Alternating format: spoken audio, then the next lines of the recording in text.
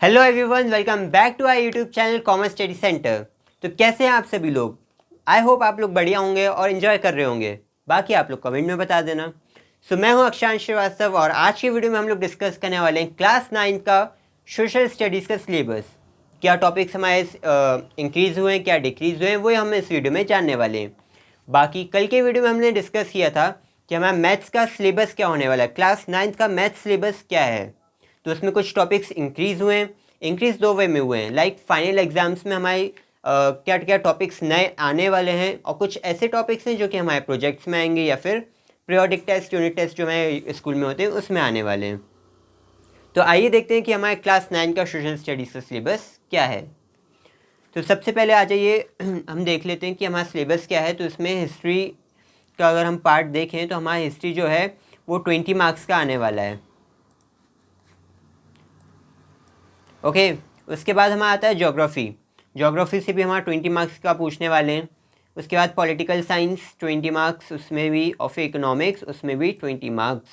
तो यानी कि हमारे जो 4 सब्जेक्ट हैं, हिस्ट्री, पॉलिटिकल साइंस, ज्योग्राफी और इकोनॉमिक्स, इन सब से 20 मार्क्स का आने वाला है आपके फाइनल एग्ज़ाम्स में। अब बात करें कि अभी हमारे 3 सब्जेक्ट चलते थे 8th में, हिस्ट्री, ज्योग्राफी, सिविक्स या फिर पॉलिटिकल साइंस। अब हम 3 सब्जेक्ट तो पढ़े नहीं जा रहे। इनने 9th क्लास में एक और सब्जेक्ट लिया है, इकोनॉमिक्स। इकोनॉमिक्स की वाइल्ड कार्ड एंट्री करवा दी इनने। तो जी हाँ, हम बेसिकली 9th क्लास में अब 4 सब्जेक्ट पढ़ने वाले हैं, हिस्ट्री, ज्योग्राफी, पॉलिटिकल साइंस और इकोनॉमिक्स। इकोनॉमिक्स इतना टफ सब्जेक्ट नहीं, इंटरेस्टिंग सब्जेक्ट है, मज़ा आने वाला है इसमें।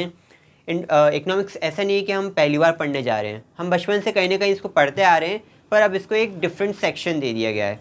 डिफरेंट सेक्शन देने का एक मेन मोटिव ये है क्योंकि अब हम क्लास 11th में जाएंगे, हम पीसीएम लेंगे, कॉमर्स लेंगे, आर्ट्स लेंगे, तो इसकी प्रिपरेशन हमारी 9th क्लास से शुरू हो जाती है। 9th क्लास से कैसे? अब देखो, 9th क्लास से ऐसे शुरू हो रही है कि अगर हमें 11th में पीसीएम लेना है, मैथ साइंस हम पढ़ ही रहे हैं। अगर हमें 11th में कॉमर्स लेना है, अब कॉमर्स के लिए हमें क्या इंपॉर्टेंट है? Business management, buying and selling of goods and services. Business अगर हम बेसिक लैंग्वेज में बात करें तो अगर हम ये हमारा बिजनेस हुआ, और फिर इकोनॉमिक्स, किसी का इंटरेस्ट है कि हमारे कंट्री की इकोनॉमी क्या है या फिर अलग अलग चीज़ें पढ़ना इकोनॉमिक्स से रिलेटेड, नेशनल इनकम से रिलेटेड, तो हमारे इकोनॉमिक्स में आ जाता है। उसके बाद जो आर्ट्स है, आर्ट्स भी हम पढ़ते आ रहे हैं अभी तक, history, geography, civics, political science, sociology and many more. तो हमारे यहाँ से 11th का बेस बनना शुरू होता है कि हमें आगे क्या ऑप्शनल सब्जेक्ट, मतलब ऑप्शन है हमारे पास सब्जेक्ट लेने के लिए, तो उससे हमारा करियर डेवलप होता है। चलो, ये तो मैंने कर दी ज्ञान की बातें। अब हम आ जाते हैं अपने सिलेबस पे। सिलेबस में हम देख लेते हैं हमारे हिस्ट्री में। तो हिस्ट्री में हमारा first chapter the French revolution, ये पूरा आने वाला है। इसके बाद socialism in Europe and the Russian revolution, ये पूरा आने वाला है। Nazism and the rise of Hitler, ये भी पूरा है।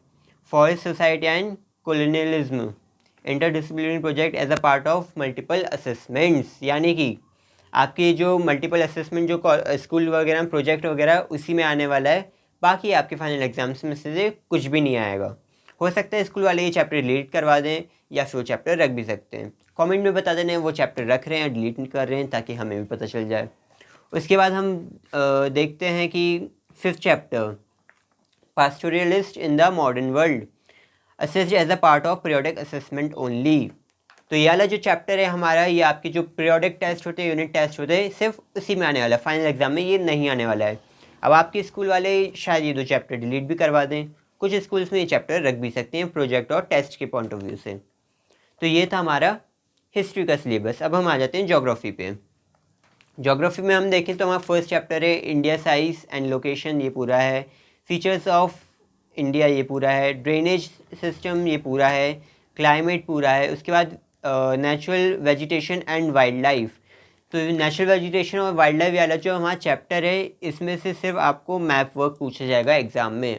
इससे थ्योरेटिकल क्वेश्चन कुछ नहीं आएगा, इस चैप्टर से सिर्फ आपको मैप वर्क करने को आएगा। तो ये भी हम देख लेंगे। 5th चैप्टर है हमारा पॉपुलेशन, ये पूरा है, ठीक है। उसके बाद 6th चैप्टर, ये भी इंटरनल असेसमेंट में ही आएगा। तो ये था हमारा ज्योग्राफी का। अब हम देख लेते हैं हमारा पॉलिटिकल साइंस। पॉलिटिकल साइंस में हमारा है what is democracy, what is why is democracy, constitutional design, electoral politics, working of institutions, democratic rights. तो हमारा ये जो पॉलिटिकल साइंस है ये भी पूरा आने वाला है। पॉलिटिकल साइंस के बाद हम देख लेते हैं इकोनॉमिक्स। इकोनॉमिक्स में हम बात करें the storage of Palampur. So basically जो फर्स्ट चैप्टर है बहुत ज़्यादा इंटरेस्टिंग है, पढ़ने में मज़ा आने वाला है, तो इसे हम बड़े मज़े से पढ़ने वाले हैं। द स्टोरी ऑफ पालमपुर ये भी हमारा प्रोडक्ट यानी कि यूनिट टेस्ट में, प्रोडक्ट टेस्ट में आने वाला है। इसका भी फाइनल टेस्ट से कोई, फाइनल एग्ज़ाम से कोई लेना देना नहीं है। उसके बाद people as resource, poverty as a challenge, food security India, ये तीनों चैप्टर आने वाले हैं। तो ये था हमारा क्लास 9 का सोशल स्टडीज़ का सिलेबस। तो इसमें ना तो कोई चैप्टर्स इंक्रीज़ हुए ना कोई चैप्टर्स डिक्रीज़ हुए, बस अंतर इतना है कुछ चैप्टर्स जो हैं फाइनल एग्जाम्स में पूछे जाएंगे और कुछ चैप्टर्स हैं जो आपके प्रोजेक्ट वर्क और पीरियोडिक टेस्ट, यूनिट टेस्ट के लिए रखे गए हैं। तो आई होप आप सभी को ये सिलेबस समझ में आ गया होगा कि हमें क्लास 9 में सोशल स्टडीज़ में क्या क्या पढ़ना है। अब हमें अच्छे से एक प्लानिंग बनानी है कि हमें अच्छे मार्क्स कैसे लाने हैं, क्योंकि हमें ऑलरेडी पता चल चुका है कि हमें किन चैप्टर्स पे ध्यान देना है, क्योंकि वो फाइनल एग्जाम्स में आने वाले हैं। तो हम साथ में मिलकर कुछ अच्छे से प्रिपरेशन करने वाले हैं। इसी चैनल के साथ बने रहिएगा, चैनल को सब्सक्राइब कर लेना और बेल आइकन दबाना बिल्कुल मत भूलना, क्योंकि आपको उसी से नोटिफिकेशंस मिलेंगी कि कब कब हमारे नए वीडियोस आ रहे हैं। कल साइंस के सिलेबस की नई वीडियो आने वाली है, तो जल्दी से उसको देखने के लिए तैयार रहना और नोटिफिकेशन जैसे कि मैंने बताया से ऑन कर लेना, ताकि आपको जल्दी से पता चल जाए कि वीडियो आ चुकी है।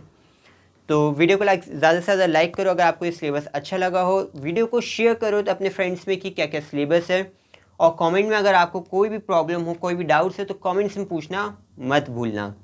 तो मिलते हैं आपको नेक्स्ट वीडियो में यानी कि कल मिलेंगे। कल आपको आयुषी मैम आपको साइंस का सिलेबस बताने वाली हैं। उसके कुछ दिनों बाद आपको मिल जाएगा शेड्यूल, यानी कि कब हमारे यूट्यूब चैनल पे कौन से दिन और किस टाइम पे किस सब्जेक्ट के लेक्चर्स आने वाले हैं। तो आपको कुछ दिनों में शेड्यूल मिल जाएगा। आई थिंक नेक्स्ट वीक से आपके यूट्यूब चैनल पे वीडियोस आना शुरू हो जाएंगी, लेक्चर्स, ठीक है। तो चैनल को सब्सक्राइब कर लेना। मिलते हैं नई वीडियो में बहुत जल्दी, और बाकी कल तो आप लोग मिल ही रहे हो। तो वीडियो को लाइक, शेयर, कमेंट, सब्सक्राइब करना मत भूलना। मिलते हैं नेक्स्ट वीडियो में। Till then, Tata.